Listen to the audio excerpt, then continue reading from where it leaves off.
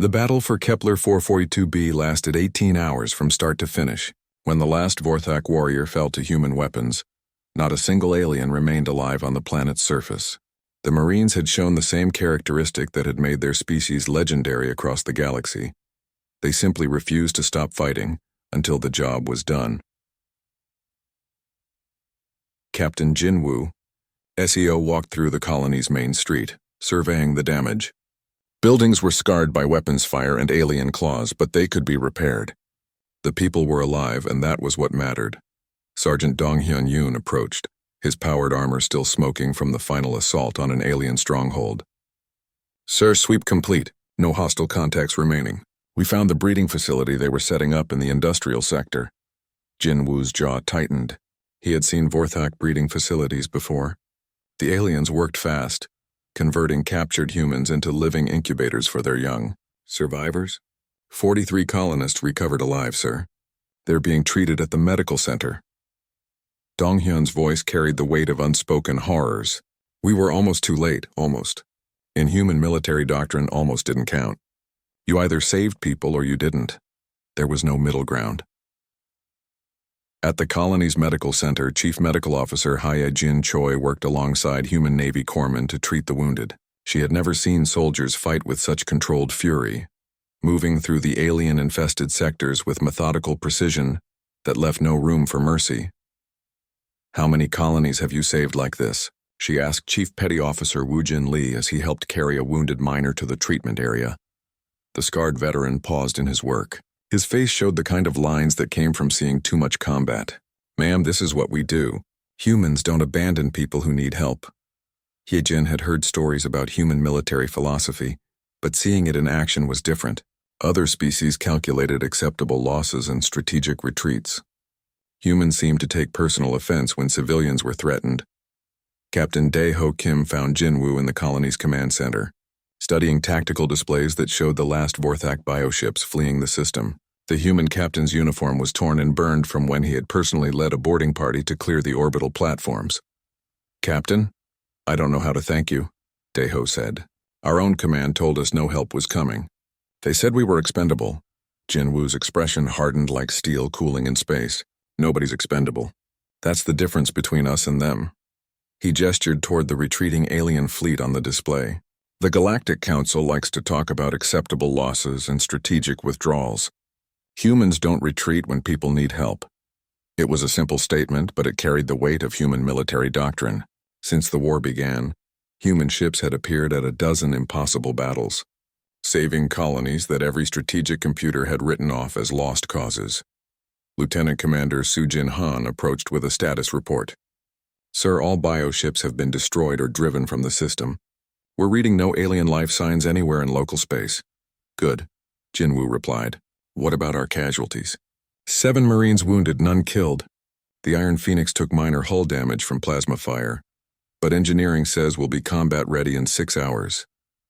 It was an incredibly light casualty list for such a major engagement. Human tactics emphasized overwhelming firepower applied with surgical precision. They hit fast, they hit hard, and they didn't give the enemy time to respond. Private Ji-hoon Park emerged from the underground shelters, leading a group of children who had been hiding in the deepest levels. The young Marine's armor was covered in alien ichor, but he moved gently as he helped the frightened civilians. "It's okay now," he told a little girl who clutched a stuffed animal. "The bad things are all gone. You're safe." The girl looked up at his battle-scarred helmet with wide eyes. "Are you a hero?" Ji-hoon knelt down to her level. "No, sweetheart. I'm just a Marine. Heroes are the people like your parents who kept you safe until we could get here." It was a typically human response, deflecting praise while getting the job done. But to the colonists of Kepler 442b, there was no difference between Marines and heroes. As the Iron Phoenix prepared to depart, word of the battle was already spreading across the communication networks. The story would travel from world to world, growing in the telling. Another colony saved. Another victory against impossible odds. Another example of humans refusing to accept defeat. Engineer Taemin Lee stood on the colony's landing pad, watching the human warship hover overhead like a metal mountain. Dropships moved between the ship and the surface, carrying wounded colonists to the Phoenix's advanced medical facilities. "They're taking our wounded to their own doctors," he said in amazement. Lieutenant Bora Park nodded, equally impressed. "I heard their medical bay has equipment that can regrow lost limbs. They're treating our people like their own crew." It was another example of human philosophy in action. When they came to help, they didn't do it halfway. They committed completely, treating strangers like family and enemies like enemies. Captain Jinwoo made one final tour of the colony before departure. He walked the streets where his Marines had fought, checking on cleanup operations and talking to survivors. At each stop, colonists thanked him with tears in their eyes. "You saved us," an elderly miner said, gripping Jinwoo's hand. "When everyone else gave up on us, you came." "We'll always come," Jinwoo replied simply. "That's what humans do." As the Iron Phoenix prepared to jump to hyperspace, Captain Daeho stood in the rebuilt command center with his surviving officers. The tactical display showed empty space where the Vorthak fleet had been. For the first time in a week, the colony was truly safe. "Sir," Bora said quietly, "what do we put in the report?" Daeho thought about it. "How do you describe 18 hours that changed everything? How do you explain the sound of human plasma drives screaming through the void? Or the sight of Marines fighting with weapons that defied physics?" "Put down exactly what happened," he said finally. "A human warship received our distress call and came to help. They saved 3,000 lives because it was the right thing to do." 3 months later, the story of Kepler 442b had become legend across 1,000 worlds. In cantinas and council chambers, beings spoke in hushed tones of the human ship that had defied orders, violated treaties, and saved lives simply because civilians were in danger. The Vorthak swarm, for the first time in their species' history, began to show something resembling caution when human ships appeared on their sensors. They had learned that humans didn't just fight wars, they took them personally. And somewhere in the depths of space, more human warships patrolled the void, carrying the same message to any who would threaten the innocent. Help was always coming, even when you thought it wasn't. After all, that's what humans did. They heard the calls for help and they answered them, no matter what the cost. The first orbital bombardment from the Iron Phoenix turned night into day across the colony. Captain Jinwoo Seo stood on the bridge of his warship, watching the tactical display as his weapons tore through the Vorthak fleet with brutal efficiency. "Target all bioships in low orbit," he commanded, his voice cold as space itself. "I want a firing solution on every alien vessel in the system." Commander Sujin Han's fingers flew across her tactical console. The targeting computers were working overtime, identifying enemy ships and calculating firing angles. "Sir, we have 43 confirmed targets. Some are close to the colony surface." "Switch to manual targeting," Jinwoo ordered. "I don't trust computers when civilians are involved. All gunners fire only on confirmed alien signatures." The Iron Phoenix carried weapons that other species considered excessive. Where alien races built elegant energy beams, humans had perfected the art of throwing very heavy objects very fast. Kinetic penetrators weighing several tons accelerated to a significant fraction of light speed. When they hit something, the results were spectacular. A Vorthak bioship the size of a city block tried to escape toward the edge of the system. It pulsed with alien light as it desperately attempted to reach jump distance. The creature never made it. 3 antimatter torpedoes intercepted it in a flash that briefly outshone the local star.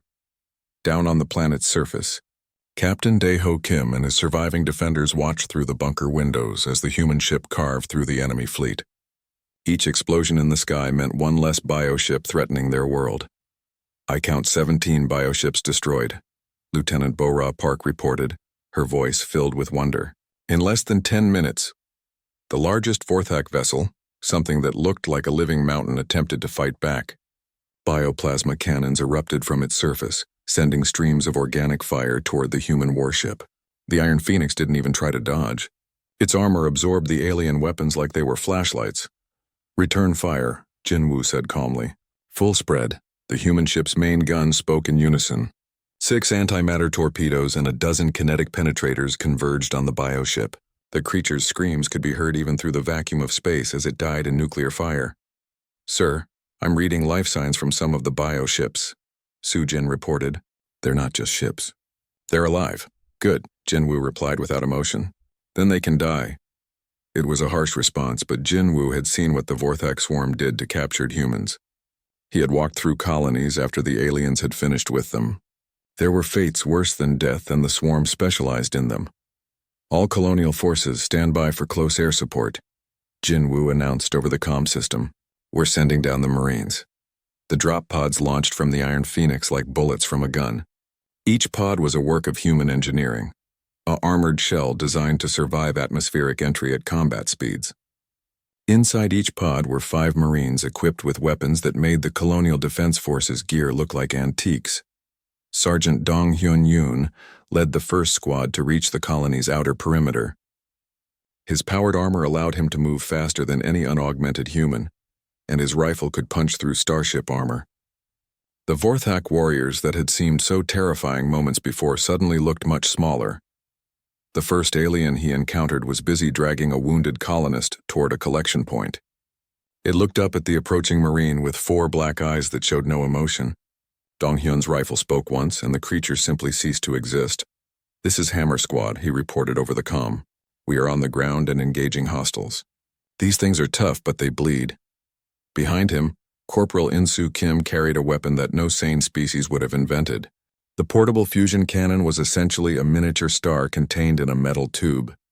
When he pulled the trigger, it could melt through anything short of a battleship's main armor. "Contact left," In-soo shouted, spinning toward a group of Vorthak warriors approaching through the smoke. The fusion cannon whined as it charged, then spoke with the voice of a small son. Where the beam hit, alien warriors simply vaporized. More drop pods were landing throughout the colony. Each one disgorged Marines who moved with deadly purpose through the alien-infested streets. They didn't fight like other species, who preferred to engage at long range with careful tactics. Humans fought up close, with weapons designed to kill things that were bigger and meaner than they were. Private Ji-hoon Park kicked down the door of a building where colonists were trapped. Inside, he found a dozen civilians hiding in a storage room while Vorthak warriors tried to break through the barricades. "Stay down," he shouted to the civilians, then opened fire on the aliens. His assault rifle fired caseless ammunition at a rate that would have melted most weapons. The Vorthak warriors fell like wheat before a harvester. Throughout the colony, the same scene played out again and again. Human Marines arrived like avenging angels, cutting through alien warriors with weapons that defied common sense. A plasma rifle that could melt tank armor, grenades that created miniature black holes, a shoulder-fired missile that could crack a moon. In the underground shelters, the civilians could hear the battle raging above. But now the sounds were different. Instead of the clicking and screeching of alien voices, they heard human shouts and the distinctive crack of human weapons. Chief Medical Officer Hee-jin Choi pressed her ear to the blast door, listening to the sounds of combat. I think they're winning." Above ground, Captain Dae-ho Kim emerged from the command bunker to find a human Marine standing guard outside. The soldier's armor was scorched and dented, but he stood at attention. "Sir, Sergeant Yoon, 3rd Marine Battalion," the soldier reported. "Area secured. We're conducting sweep operations to eliminate remaining hostiles." Dae-ho looked around at what had been his colony. Buildings were damaged, vehicles destroyed, but the alien creatures were gone. In their place stood human soldiers who looked like they had stepped out of a war movie. "How many of you are there?" Dae-ho asked. 200 Marines, sir, plus close air support from the Phoenix." Sergeant Yoon's helmet turned toward the sky where the human warship hung like a metal star. "Don't worry, sir. We don't leave people behind." In the distance, Dae-ho could see more Marines moving through the colony streets. They worked with mechanical precision, clearing buildings and checking for survivors. Some carried wounded colonists toward the medical center. Others pursued fleeing Vorthak warriors with relentless determination. The battle for the colony's surface was essentially over. The Vorthak swarm had controlled the area for 6 days, but human Marines had retaken it in 6 hours. But Jinwoo wasn't finished. On the bridge of the Iron Phoenix, he studied the tactical display showing the retreating bioships. "Helm, pursuit course," he ordered. "We're not letting any of them escape to report our capabilities." The human warship turned toward the fleeing aliens like a predator scenting blood. The Vorthak swarm was about to learn a hard lesson about picking fights with humans. When humans came to help, they didn't just save you. They made sure the threat never came back. The colony's shields failed at 3 in the morning. Captain Dae-ho Kim watched helplessly as the energy barrier that had protected them for 6 days flickered and died. The generators had finally given up under constant bombardment from the Vorthak bioships orbiting above. Through the command bunker's reinforced windows, he could see the first wave of alien warriors dropping from the sky. They fell like black rain, each creature hitting the ground with enough force to crack concrete. Within seconds, they were up and moving toward the colony's outer defenses. All units fall back to the inner perimeter, Daeho ordered over the comm system. His voice stayed calm, but inside he felt sick. The inner perimeter was just a fancy name for the last ring of buildings before the civilian shelters. Once the creatures broke through there, it would be over. Lieutenant Bo-Ra Park appeared at his side, blood streaming from a cut on her forehead. Her uniform was torn and dirty from the night's fighting. "Sir, we've lost contact with Sector 7 through 12. The creatures broke through the tunnel system faster than we expected." Outside, the sound of weapons fire echoed through the streets. Muzzle flashes lit up the darkness as Marines fought desperately against overwhelming odds. Each flash meant someone was still alive and fighting, but the flashes were getting fewer and farther apart. Daeho could see Vorthak warriors moving through the colony's main street. They moved like deadly dancers, flowing around cover and striking with lightning speed. Their claws could tear through standard armor like paper, and their natural weapons were more effective than most military rifles. "Sir, they're not just killing people," Bo-Ra said, her voice tight with disgust. "They're dragging survivors away, taking them somewhere." Through the tactical display, Daeho could see red dots moving toward the colony's center. But some of the dots were moving slower, as if carrying something heavy. He knew what that meant, and it made his blood run cold. The Vorthak swarm didn't just kill their enemies. They used them. Living humans became breeding hosts for young Vorthak warriors. It was a fate that made death look merciful by comparison. Engineer Taemin Lee looked up from his jury-rigged defense console. The young man's eyes were red with exhaustion, but his hands never stopped working. "Sir, I can overload the main power grid. Create an electromagnetic pulse that might disable some of their equipment." "Do it," Daeho ordered. "Anything that gives our people a chance." The lights in the bunker dimmed as Taemin diverted power from life support to the defensive systems. It wouldn't make much difference, but every small advantage mattered when you were facing extinction. In the deepest parts of the colony, Chief Medical Officer Hee-Jin Choi worked frantically to secure the civilian shelters.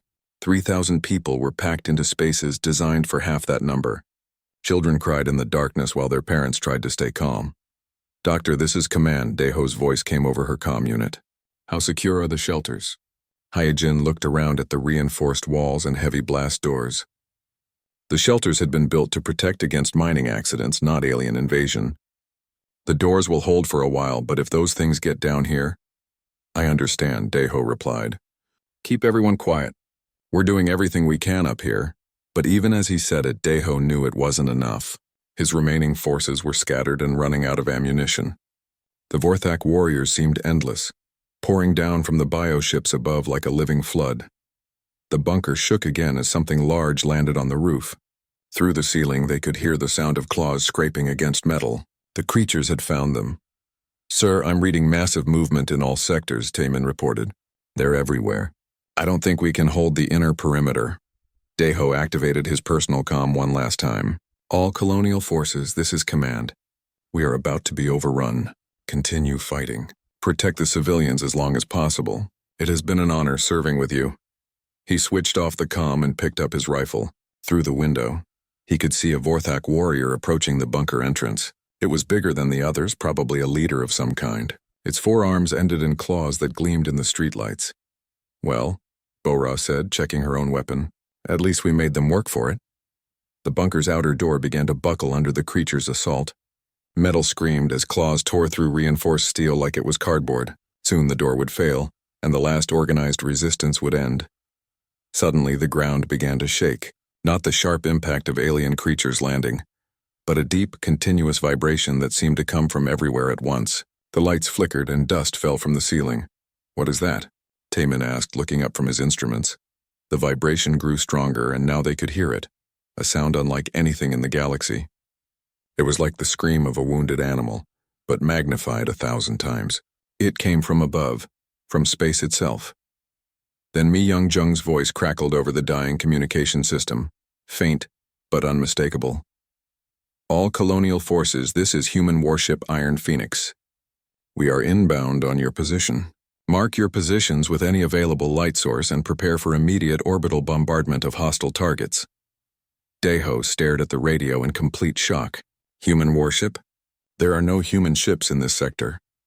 But the answer came not in words, but in that incredible sound that seemed to tear through the planet's atmosphere. Every human who heard it that night would remember it for the rest of their lives. It was the sound of human plasma drives pushed far beyond safe operating limits. The sound of a ship burning through space at speeds that should have torn it apart. The Iron Phoenix had arrived not with the careful precision that other species preferred, but with the raw, burning fury that had made humanity the swarm's most feared enemy. Outside, the Vorthak warriors stopped their attack and looked up at the sky. Even alien creatures could recognize the sound of approaching death. The first salvo from orbit lit up the night like a second sun.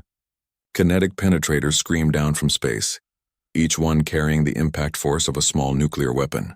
Where they hit, Vorthak bioships simply ceased to exist, vaporized in flashes of superheated plasma. The warrior attacking the bunker door suddenly found itself outlined in brilliant white light.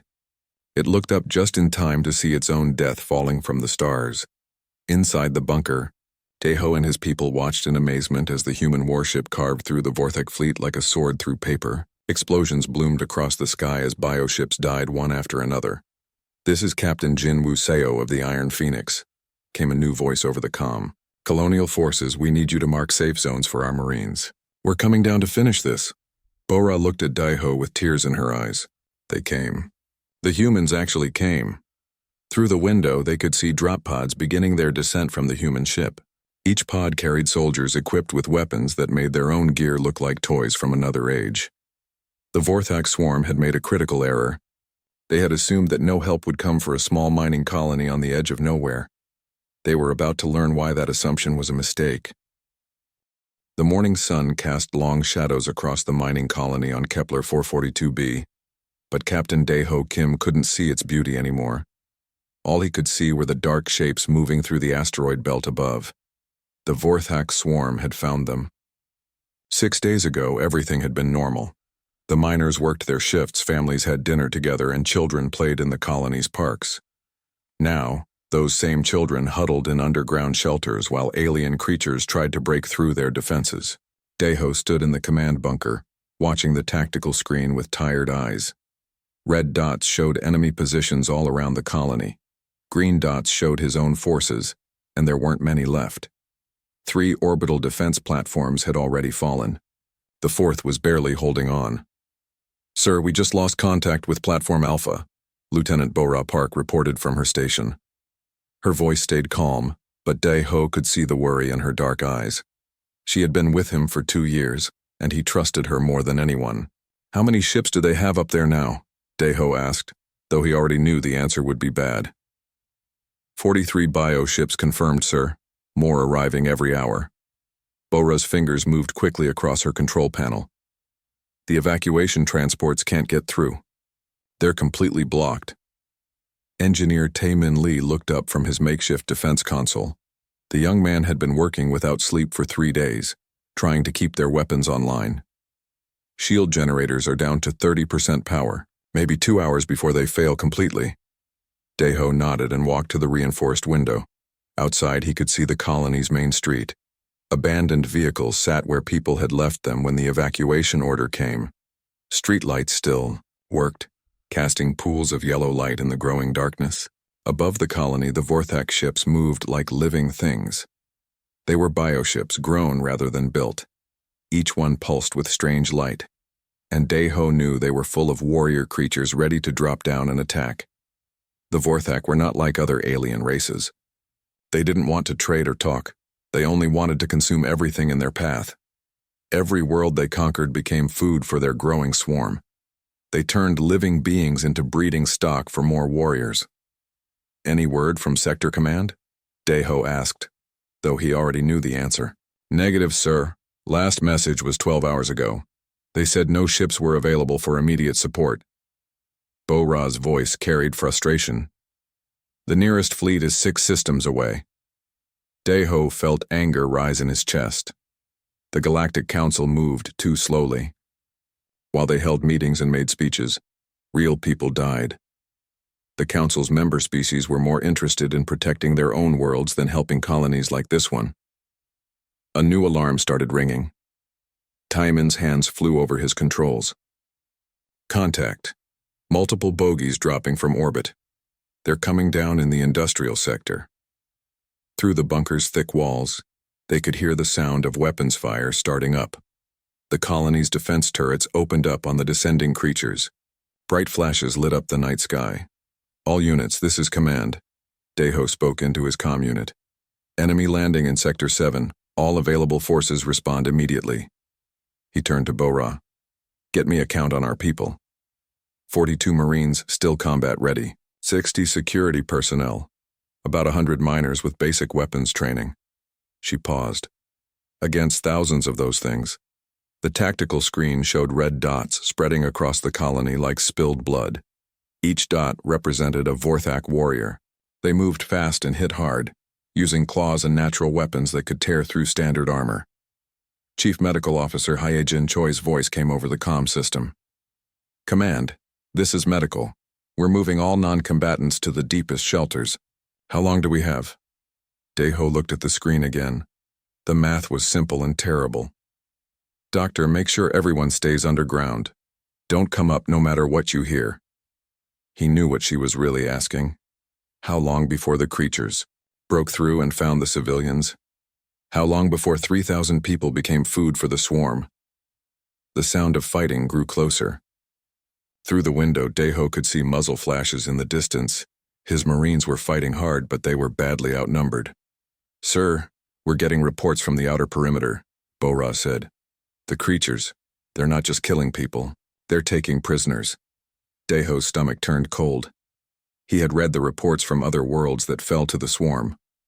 The Vorthak kept some humans alive to use as breeding hosts for their young. It was a fate worse than death. Tell all units, no surrender, fight to the last round. His voice carried across the comm system to every defender in the colony. Taman suddenly straightened at his station. Sir, I'm detecting movement in the underground tunnels. They found another way in, the evacuation tunnels. Of course, the creatures were smart enough to find the maintenance passages that connected different parts of the colony. Soon, they would be everywhere. Seal all tunnel entrances, Deho ordered. Blow them if you have to. Sir, that will trap everyone underground, Bora pointed out. Better trapped than dead or worse. The bunker shook as something heavy hit the building above them. Dust fell from the ceiling, and the lights flickered. Outside, a Vorthak warrior landed on the street with a wet thud. It was 7 feet tall with 4 arms ending in razor-sharp claws. Its skin was black and shiny like an insect's shell. More warriors dropped from the sky. They moved toward the bunker with terrible purpose. All stations, this is command. Deho spoke into his comm for what might be the last time. We are about to be overrun. Continue fighting. Protect the civilians as long as possible. He activated the colony's emergency beacon one final time, sending out a desperate call for help to anyone who might hear. But space was vast, and the colony was far from any major shipping routes. The message would travel for years before reaching anyone who could respond. Bora checked her weapon and moved to the window. At least we made them work for it, sir. Deho smiled grimly. His people had fought with courage against impossible odds. That had to count for something. The first Vorthak warrior reached the bunker door and began tearing at the reinforced metal with its claws. The sound was like nails on glass, but much louder. Soon the door would fail. Then the creatures would pour in, and the last organized resistance would end. After that, it would just be a matter of hunting down the survivors hiding in the depths below. No help was coming. Captain Deho Kim knew that with complete certainty. He was wrong.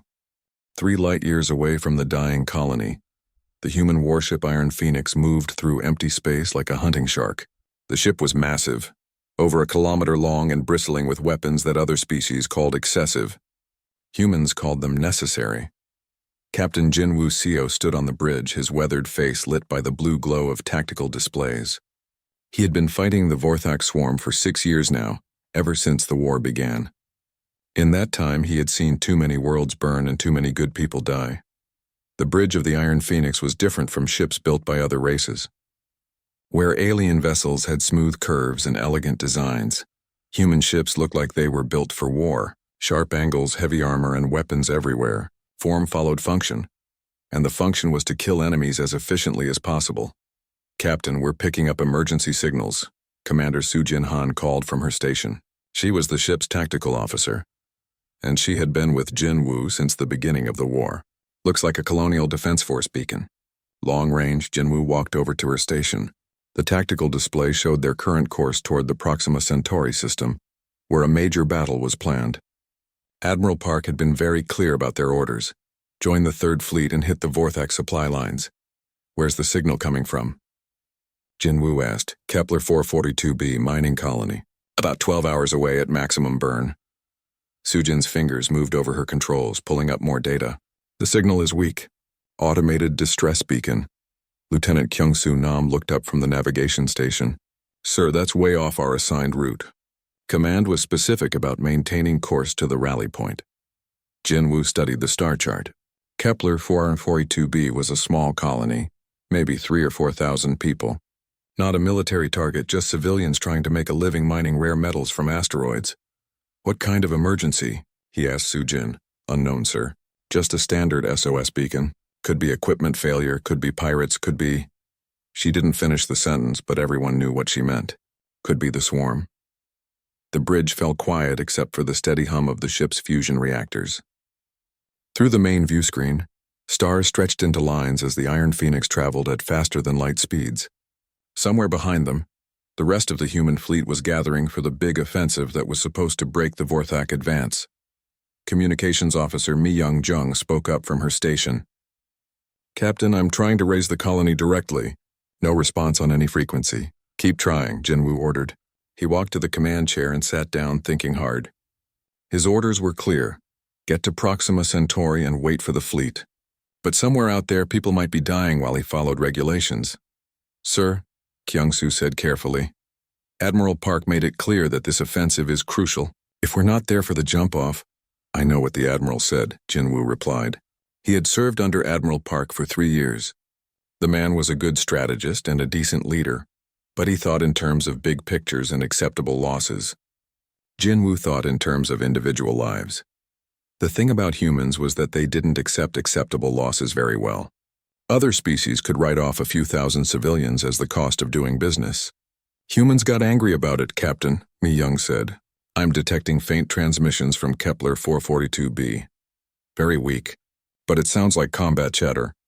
"Put it on speaker," Jinwoo ordered. Static filled the bridge, broken by fragments of desperate voices. "Under heavy attack, creatures everywhere need immediate evac." The signal faded in and out, but the fear in the voices was clear. "Can you clean that up?" Jinwoo asked. Mi Young worked at her controls. The signal became slightly clearer. "This is Captain Kim, Colonial Defense, Vorthak warriors in the colony. Shields failing. Anyone receiving, please respond." The bridge went dead silent. The Vorthak swarm had found another colony. Right now, as they listened, people were fighting for their lives against creatures that showed no mercy. "Helm, what's our ETA to Kepler 442b if we change course now?" Jinwoo asked. 12 hours at maximum acceleration, sir," replied Lieutenant Haewon Park at the helm station. "But sir, our orders..." "I heard the orders," Jinwoo said. He stood up and walked to the main view screen, staring out at the stars. Behind him, his crew waited for his decision. The smart thing to do was continue to Proxima Centauri. One ship couldn't change the course of the war. The Iron Phoenix was powerful, but not powerful enough to save everyone. Strategic thinking said to stay the course and fight the bigger battle. But Jinwoo wasn't thinking strategically. He was thinking about the voices in that transmission. He was thinking about his own daughter back on Earth, and how he would want someone to help her if she was trapped on a dying world. "Captain," Sujin said quietly, "by the time we get there, it might be too late anyway." "Maybe," Jinwoo agreed. "But maybe not." He turned back to his crew.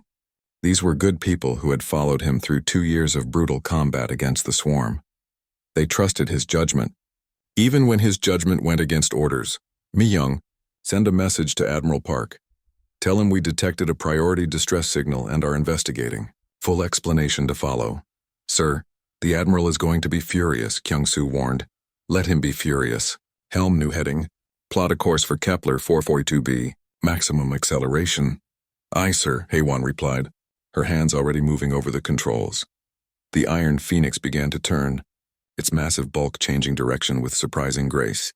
The ship's artificial gravity compensated for the maneuver, but everyone could feel the slight shift as they altered course. All hands. This is the captain, Jinwoo announced over the ship's communication system.